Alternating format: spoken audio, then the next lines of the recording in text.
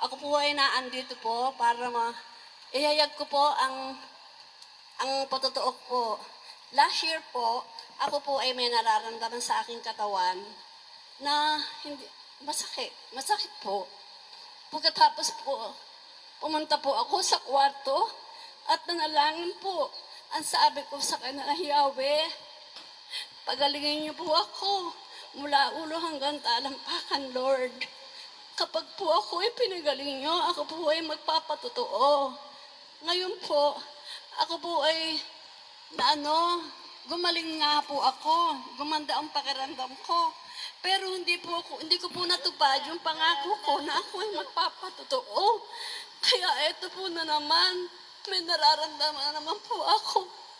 Kaya Lord, sorry po kung ako man po ay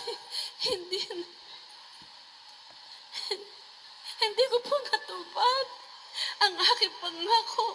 Kaya po ako naandito na po. Hinahayag ko po na ako po ay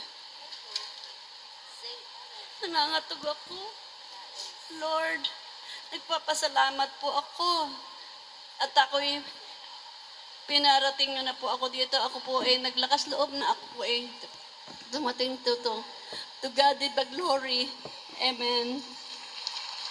Praise